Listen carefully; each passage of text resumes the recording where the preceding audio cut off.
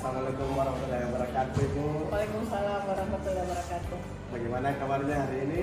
Kabar hari ini alhamdulillah baik. Iya. Jadi sesuai dengan yang kita agendakan sebelumnya, hari ini kita mengadakan coaching ya. Iya, Pak. Kemudian kita lanjut di supervisi akademiknya. Iya. Oke, kita langsung saja ke sesi tanya jawab kita ya, Bu. Baik, Pak. Begini Bu, sebelum kita mulai, saya mau tanya bagaimana perasaan Ibu menjelang supervisi kita. Ada hal khusus yang ingin Ibu sampaikan, kita diskusikan di percakapan kita ini? Iya, jadi pertama-tama perasaan saya hari ini alhamdulillah baik. Tetap bersemangat melaksanakan tugas sebagai seorang guru di kelas ini. Mungkin untuk yang saya ingin bicarakan hari ini dengan Bapak terkait proses pembelajaran saya, mungkin di dalam proses pembelajaran saya ini saya merasa masih ada beberapa yang menjadi permasalahan di dalam proses pembelajaran yang biasa saya laksanakan. Biasa saya perhatikan di dalam proses pembelajaran saya, terkadang saya melihat masih ada beberapa orang siswa itu yang kurang fokus, kurang memperhatikan dalam proses pembelajaran. Kemudian tidak jarang juga ada beberapa siswa itu di bagian belakang mungkin mengantuk. Tidak jarang juga ada yang tidur di pondok tempat. Jadi mungkin itu saya rasa mungkin saya butuh pembicaraan lebih lanjut dengan Bapak di dalam pembicaraan ini. Iya, seperti itu. Boleh. Ya. Iya. Luar biasa ya. Jadi saya sangat menghargai keterbukaan Ibu sebagai seorang guru ya. Jadi harapan saya Bu, mari kita jadikan sesi ini sebagai ruang untuk kita menjelajahi solusi bersama. Iya. Ya. Iya. Apakah ada hal khusus yang ingin kita bahas lebih dalam selain itu? Yang saya mungkin perlu garis bawahi di sini, itu di dalam proses pembelajaran terkadang siswa saya rasa saya sudah menyampaikan materi dengan baik, saya sudah melaksanakan mungkin tahapan yang sesuai dengan yang saya sudah rencanakan, tetapi di dalam proses pembelajaran ada saja yang saya rasa sebagai kendala di dalam proses pembelajaran itu. Seperti yang tadi saya sampaikan bahwa terkadang siswa masih sangat kurang motivasi untuk belajar. Kemudian fokus pada pembelajaran itu juga masih kurang. Kemudian tak jarang juga mereka seakan-akan kayak merasa jenuh dalam proses pembelajaran itu, sehingga mungkin karena kurangnya motivasi akhirnya jenuh sehingga membuat mereka mengantuk di dalam kelas. Itu yang membuat mungkin saya merasa bagaimana sebagai seorang guru. Iya. Jadi kalau saya lihat dari penjelasan Ibu ya, siswa itu kadang kurang motivasi. Iya. Dan kurang fokus. Iya, kurang fokus. Kadang anak-anak itu bisa. Nah itu biasa memang terjadi dalam proses pembelajaran. Iya. Nah kalau seperti itu Bu, apa tujuan yang ingin Ibu capai dari pembicaraan kita? Iya. Betul. Jadi yang tujuan yang ingin saya capai dalam perbincangan ini Pak, saya ingin di dalam proses pembelajaran saya yang saya laksanakan di kelas itu saya ingin motivasi siswa saya itu meningkat. Meningkat. Setelah adanya motivasi itu kan otomatis akan membuat pembelajaran saya lebih efektif. Nah, setelah mereka motivasi kemudian efektif, paling tidak akan bersemangat mengikuti pelajaran yang saya laksanakan di dalam kelas. Kemudian mereka akan aktif di dalam proses pembelajaran dan saya berharap di dalam proses pembelajaran itu ada feedback dari siswa. Iya, yang saya laksanakan seperti itu. Oh, artinya kalau seperti itu Bu, yang menjadi ukuran keberhasilan Ibu ketika terjawab permasalahan tadi berarti dianggap tujuan Ibu itu sudah tercapai. Iya. Oke, baik. Nah, sekarang saya sudah pahami apa maksud Ibu. Iya. Nah, sekarang kalau saya coba tanya-tanya lebih dalam Ibu, kira-kira apa yang membuat siswa itu kurang antusias dalam mengikuti pembelajaran yang Ibu berikan kepada anak? Yang saya rasa kembali lagi mungkin kepada diri saya sebagai seorang pelajar, mungkin saya tidak bisa sepenuhnya menjudge siswa bahwa mereka tidak motivasi, mereka seperti ini. Mungkin di dalam proses pembelajaran yang saya laksanakan juga mungkin saya tidak mempersiapkan dengan betul-betul matang setiap tahapan-tahapan proses pembelajaran yang akan saya laksanakan. Kemudian terkadang juga di dalam kelas itu yang saya rasa saya masih menggunakan metode satu arah. Saya masih menggunakan metode lama, ceramah kepada siswa yang mungkin itu membuat mereka jenuh, mereka bosan mendengarkan pembicaraan penjelasan saya seperti itu. Lalu kalau seperti itu Bu, bagaimana Ibu menghadapi situasi yang seperti itu Bu? Karena saya rasa kalau seperti itu ya sangat tidak efektif ya. Kira-kira gimana caranya dihadapi? Iya, jadi mungkin dari adanya pembicaraan seperti ini, mungkin berbicara dengan coach, saya ingin diberikan mungkin seperti apa, bagaimana membuat pembelajaran saya itu menjadi lebih menarik. Iya. Jadi bagaimana pembelajaran itu bisa bervariasi. Iya. Kemudian yang tadinya siswa yang kurang antusias itu menjadi semakin antusias dalam proses pembelajaran. Iya. Seperti itu. Kalau seperti itu. Iya. Nah, kalau seperti itu Bu, mari kita sama-sama mencari solusi untuk mengatasi permasalahan-permasalahan ini ya. Kita lihat sepele tapi sebenarnya sangat luar biasa pengaruhnya ya. Iya. Apa ada hal lain yang ingin Ibu tambahkan? Iya, mungkin yang ingin saya tambahkan sedikit di sini, bagaimana mungkin saya sebagai seorang guru itu lebih mengembangkan diri untuk mencari solusi dari permasalahan itu. Jadi bukan coba terfokus pada permasalahan itu saja. Iya. Bagaimana saya mungkin dari awal perencanaan, kemudian masuk ke dalam kelas, kemudian di akhir pembelajaran itu harus mengadakan sebenarnya refleksi mungkin Pak ya, atau seperti apa ya? Iya betul, saya paham. Oke, sekarang Ibu. Kalau seperti itu sudah jelas apa tujuannya Bu. Terus rencana Ibu untuk mencapai tujuan yang diinginkan tadi itu seperti apa ke depannya? Rencana saya ke depannya untuk yang saya pikirkan seperti ini Pak. Mungkin sebelum saya masuk ke dalam kelas, mungkin saya akan membuat perangkat pembelajaran seperti biasa ya. Rencana pembelajaran itu mungkin lebih maksimal lagi. Iya, saya membuat mungkin rencana pembelajaran saya yang lebih berdiferensiasi. Ya, karena selama ini terus terang pembelajaran yang saya buat itu masih kurang dari kata itu. Jadi saya membuat pembelajaran yang mendiferensiasi, kemudian mungkin menerapkan KSE, sosial emosional, kemudian saya akan mencari materi mungkin yang lebih bervariasi, menerapkan model pembelajaran yang bervariasi di dalam kelas, sehingga siswa itu bisa termotivasi dalam pembelajaran. Kemudian menyajikan materi yang mungkin menarik untuk mereka, dan bukan hanya satu arah, melainkan dua arah dengan siswa. Ada feedback sebentar yang mungkin akan dengan saya harapnya seperti itu, Pak. Jadi rencananya Ibu adalah membuat RPP, rencana pembelajaran diferensiasi, kemudian terintegrasi, dengan KSE, kompetensi sosial emosional, betul, di dalamnya ada bumbu-bumbu yang bisa membuat bagaimana pembelajaran dan lebih menarik, lebih efektif sehingga terjadi. Oke, sekarang Ibu, apa strategi Ibu yang digunakan untuk mencapai tujuan tersebut? Strategi yang saya gunakan itu saya menerapkan mungkin pembelajaran yang sebentar akan berpihak kepada siswa. Iya, semua kegiatan yang ada di dalam kelas itu akan berpihak kepada siswa. Iya, kemudian pada saat proses pembelajaran yang berdiferensiasi itu penerapan sosial emosional dan akan menerapkan bagaimana teknik-teknik tertentu seperti teknik stop. Artinya betul.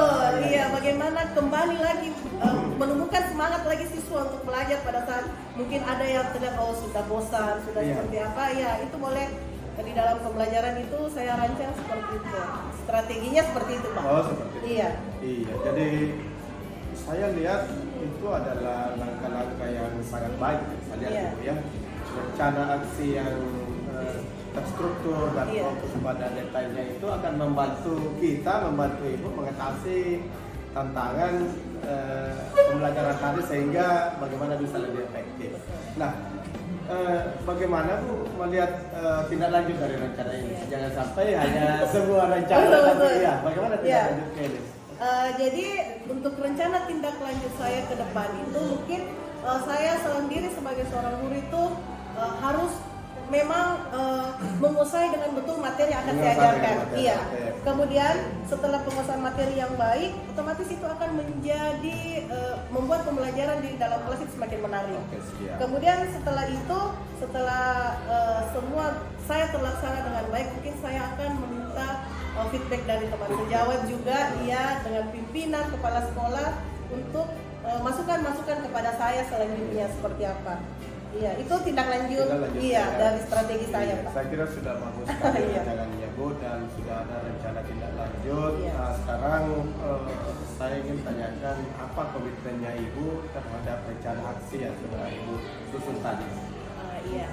Kalau berbicara tentang komitmen saya di sini, Pak, mungkin saya akan membuat rancangan pembelajaran atau perangkat pembelajaran yang berdiferensiasi.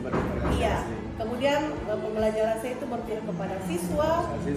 Kemudian di dalam proses pembelajaran itu mungkin saya akan menerapkan konsep sosial emosional yang tadi saya sebutkan. Kemudian dalam pembelajaran saya juga akan menyiapkan materi mungkin yang menarik, konten-konten yang menarik untuk siswa. Kemudian metode stop yang tadi saya sebutkan, mungkin itu mungkin akan menjadi strategi saya dalam proses pembelajaran saya. Luar biasa rancangannya, Bu. Tapi saya melihat ini adalah sesuatu yang mungkin ada hal-hal yang mungkin masih baru bagi Ibu. Artinya di sini Ibu akan menerapkan sesuatu yang mungkin Ibu belum terbiasa. Betul. Nah, kira-kira siapa dan apa yang dapat membantu Ibu untuk menjaga komitmen ini? Jadi saya harap yang beberapa yang bisa membantu saya itu termasuk rekan sejawat yang dapat memberikan kepada saya masukan, masukan kepada saya, meminta kepada mereka untuk bagaimana masukannya kepada saya, termasuk juga kepala sekolah saya, memberikan masukan agar dapat menjaga komitmen saya. Dan saya rasa dengan adanya dukungan dari rekan sejawat, adanya dukungan dari kepala sekolah itu akan membantu saya dalam menjaga komitmen yang telah saya buat ini, Pak. Seperti itu. Saya kira sudah mantap sekali. Apa yang jadi permasalahan tadi di awal percakapan kita ini sudah kayaknya sudah. Nah, kira-kira Bu, kalau saya tanyakan Ibu, kira-kira posisi Ibu kalau saya berikan skala posisi Ibu itu dari 1 sampai 10, kira-kira sebelum percakapan kita ini dan setelah percakapan kita ini Ibu di posisi di mana? Mungkin setelah adanya coaching dengan coach ini, yang tadinya mungkin saya berada kalau diskalakan 1 sampai 10, mungkin sebelum coaching ini mungkin saya ada di skala 4. 4 ya? Iya. Ya? Karena yang saya rasakan seperti itu, Pak. Iya, tetapi setelah adanya coaching ini mungkin saya sudah bisa ada di skala 7. Dan saya harap dengan adanya perencanaan ini saya bisa berkomitmen dan bisa merubah apa yang sebelumnya menjadi lebih baik. Iya, dengan apa yang kita sudah rencanakan. Artinya percakapan kita ini tidak sia-sia ya, karena dari permasalahan yang kita gali dari awal, kemudian kita berusaha bersama mencari solusinya. Ternyata ibu sendiri mendapatkan solusinya. Tentu saja dengan ada pelibatan dengan unsur-unsur lain, kepala sekolah, rekan sejawat dan lain-lain. Baik Ibu, saya kira apa yang menjadi permasalahan kita ini sudah jelas. Kita tinggal tunggu aksi nyatanya. Bagaimana menerapkan apa rencana Ibu, dan Ibu juga sudah ada komitmennya tadi. Jadi nanti akan berlanjut pada saat kita pengamatan observasi di kelas. Jadi saya rasa Bu cukup sesi coaching kita kali ini. Silahkan melanjutkan aktivitasnya. Makasih Bu. Assalamualaikum warahmatullahi wabarakatuh. Waalaikumsalam warahmatullahi wabarakatuh. Assalamualaikum warahmatullahi wabarakatuh. Waalaikumsalam warahmatullahi wabarakatuh. Silakan duduk. Baca doa sebelum belajar.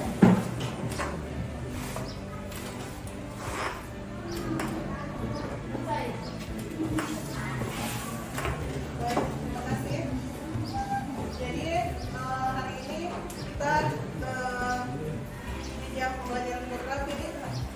Tapi sebelum kita masuk ke pembelajaran, siapa yang nggak hadir? Rustam dengan siapa?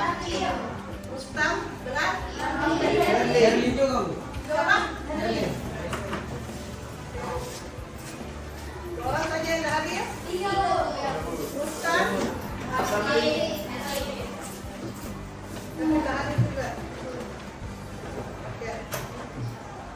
Jadi pembelajaran kita hari ini di jam ke-34 itu masih mungkin dengan materi yang sama, tapi kita selalu memperhatikan kelas, ya. Jadi di setiap pembelajaran itu kita sudah sepakati ada yang namanya apa yang kita sana? Kesepakatan kelas. Jadi sebelum memulai pelajaran itu harus diperhatikan, dan saya perhatikan semua apa yang sudah kita sepakati semua sudah bagus, ya. Jadi pertemuan kita hari ini mungkin sebelum kita masuk ke kegiatan, saya jadi kegiatan apa hari ini? Presentase. Jadi sebelum kita masuk ke kegiatan presentase, mungkin ada baiknya kita membuat dulu kesepakatan kelas. Jadi sebelum kita masuk ke kegiatan kita sebentar. Jadi di dalam pembelajaran ini saya mau membuat kesepakatan kelas, karena sudah ada keyakinan kelas yang setiap pekan kita harus ikuti dan kita terapkan setiap hari toh, supaya kelas kita nyaman, kondusif, bersih toh. Jadi dalam proses pembelajaran ini saya mau dulu kesepakatan kelas. Kira-kira di dalam proses pembelajaran kita ini selama 2 jam ke depan, apa kira-kira yang mau menjadi kesepakatan kita di dalam kelas dalam proses pembelajaran? Kira-kira apa? Ya, dulu coba. Berdiri dulu. Apa dah? Oh iya, jadi karena kegiatan kita hari ini presentase, guru maunya dalam proses pembelajaran ini tidak ada yang cerita, tidak ada yang bicara lain ya, selain proses pembelajaran kita sebentar. Ya, kemudian apa lagi kira-kira yang mau kita jadikan kesepakatan di dalam kelas sebelum memulai pembelajaran? Apa? Oh iya, Prilana. Oh, ya apa? Dilarang berbicara saat presentasi berlangsung.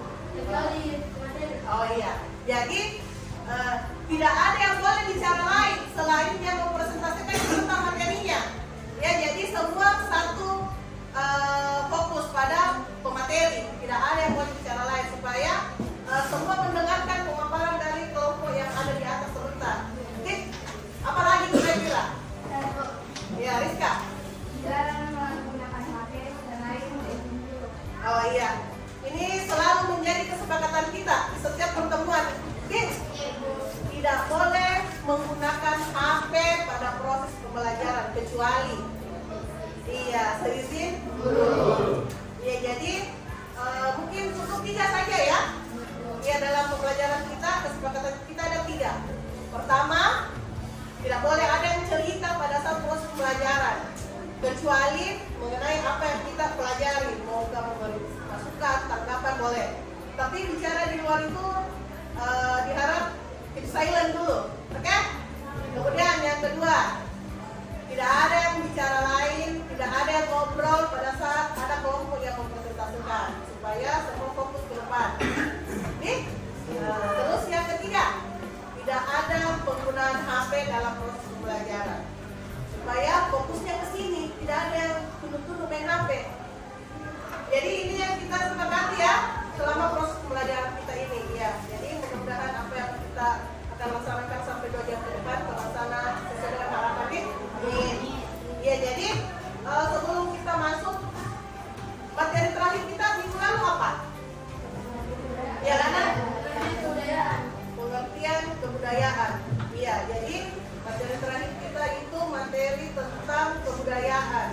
Kita semua sudah menjelaskan, kita semua sudah paham apa itu kebudayaan.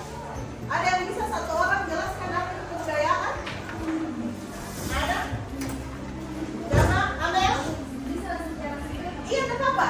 Sesuai dengan apa yang Kebudayaan seperti kebiasaan, ya, adat istiadat ataupun tradisi yang biasa dilakukan di masyarakat. kebudayaan sebagai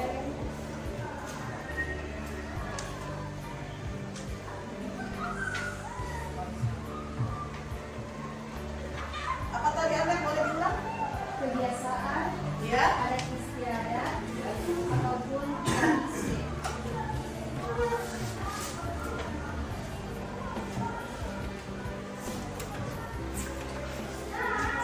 Jadi betul sekali ya Amel. Jadi yang Amel sampaikan, yang Amel pahami tentang kebudayaan itu adalah kalau bicara kita tentang budaya berarti berbicara tentang kebiasaan. Kemudian adat istiadat, kemudian tradisi. Jadi kalau kita sudah mencakup hal itu berarti kita ini kebudayaan. Kenapa? Karena suatu wilayah atau suatu tempat atau suatu daerah bisa kita baca, bisa kita lihat dari ini. Lihat dari kebiasaannya apa, adat istiadatnya bagaimana, tradisinya. Kita sudah tahu, budayanya orang seperti ini, ya. Sehingga mungkin Amel mendefinisikan bahwa kebudayaan itu seperti ini. Jadi materi kita hari ini di pembelajaran kita ini masih berkaitan dengan pembelajaran minggu lalu, bahwa kita akan mempelajari tentang kebudayaan sebagai identitas bangsa. Ya, jadi tujuan pembelajaran kita hari ini seperti yang saya sudah sampaikan di pertemuan sebelumnya, ada 2 tujuan pembelajaran yang akan kita capai pada hari ini.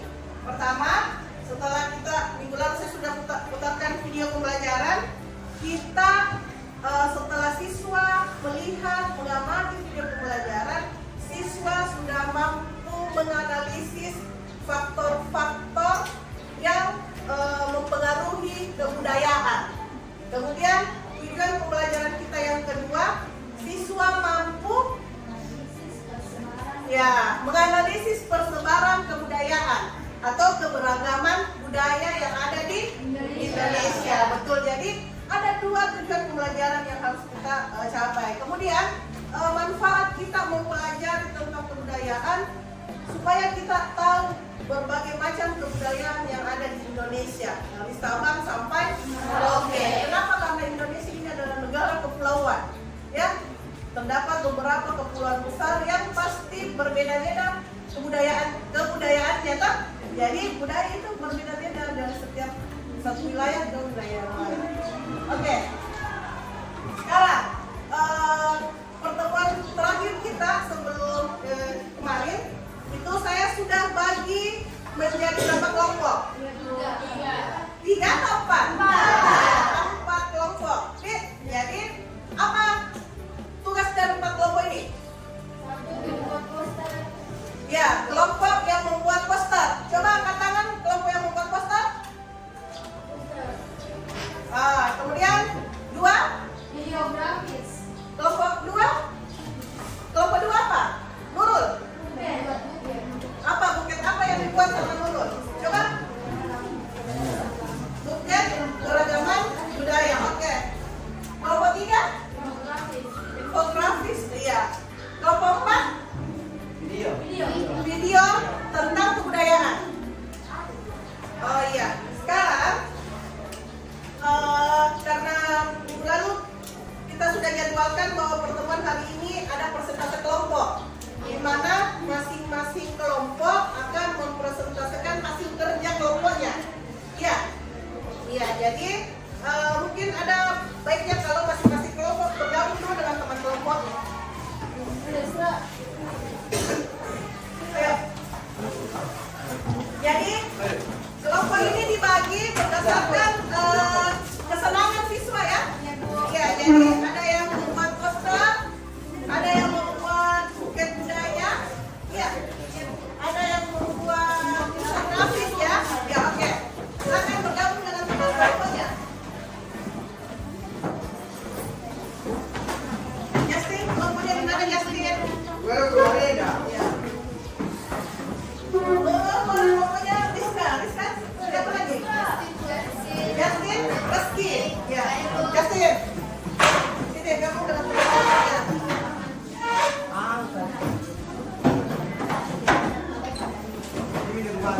Amel kelompok apa?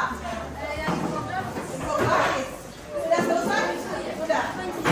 Bukan budaya, infografis, video di ini? Video. Ini? Oh, poster. Iya, Pak. Iya.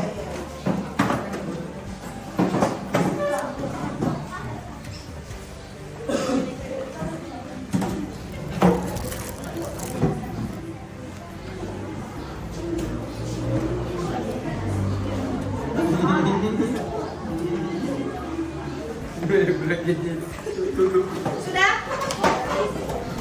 Iya, sudah di-share? Oke. Sudah siap semua ya? Iya. Jadi bukan budaya, kemudian infografis kebudayaan, video tentang budaya, dan poster keragaman budaya. Iya. Kalau yang bukan budaya membahas tentang apa? Budaya di mana? Bali. Amel, infografis budaya Sulawesi Selatan. Di mana? Sumatera Barat. Ini bentuk video ya? Kalau ini apa? Jawa Barat ya, oke. Sekarang mungkin kelompoknya Pulau Bali dulu yang jelaskan, yang presentasikan di atas. Oke, silakan.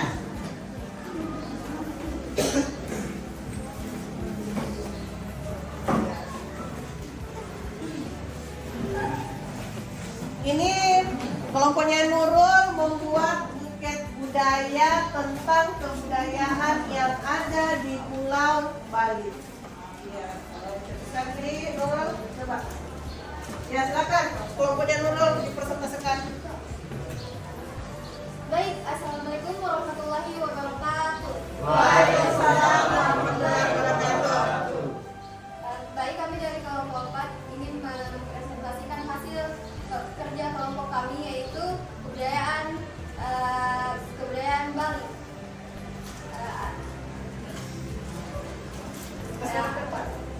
Yang akan berikut yang akan dijelaskan oleh teman saya, yaitu Rizka.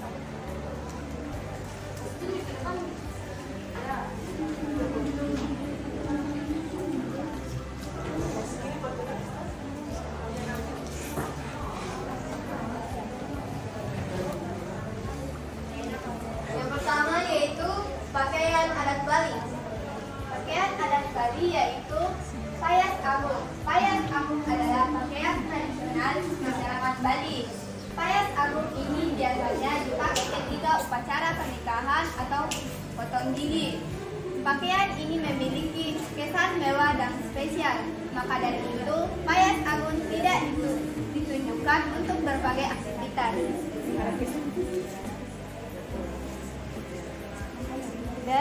berikut itu ada rumah adat Bali, yaitu rumah Balen Manten dan Aling-Aling yang akan dijelaskan oleh teman saya yaitu Rizky Maulana.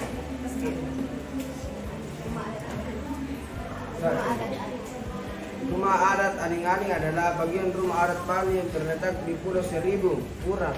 Bangunan rumah Aling-Aling berfungsi sebagai pembatas antara bagian luar dan angkul-angkul. Aling-Aling memiliki makna yaitu energi positif dan makna keharmonisan rumah. Ciri khas dari rumah adat ini adalah terdapat dinding pembatas berupa batu dengan tinggi sekitar 150 cm yang sering disebut penyeker. Selain dijadikan pembatas antara bagian luar, rumah adat Aling-Aling biasanya juga dijadikan pembatas antara angkul-angkul dengan tempat ibadah. Aling-Aling identik sebagai privasi pemilik rumah.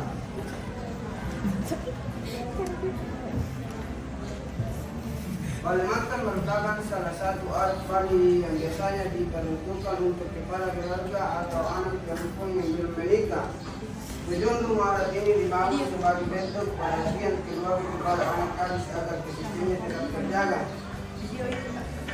Ciri khas dari rumah adat Balemantan adalah memiliki bentuk bangunan persegi panjang yang terletak di sebelah utara bangunan utama.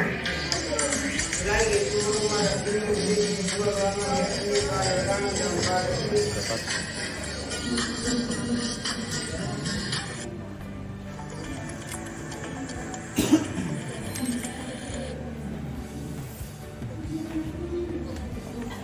Selanjutnya yaitu upacara adat Bali yang akan dibacakan oleh Justin Ramadan. Upacara adat Bali. Upacara adat Bali yaitu upacara Ngabeh, merupakan suatu ritual yang dilaksanakan untuk mengembalikan roh lalu ke tempat asalnya. Ngabeh dalam bahasa Bali berkonotasi halus yang sering disebut palepon. Palepon berasal dari kata lebu yang artinya batu atau tanah lepon. Artinya upacara odalan atau odalan merupakan peringatan hari lahirnya sebuah tempat suci umat Hindu. Dalam hal ini hari lahirnya Pura Prayogan Agung Kutai, Kalimantan Timur.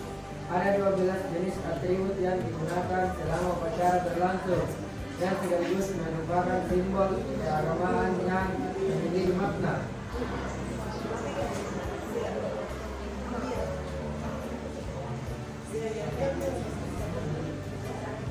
Baik, selanjutnya yaitu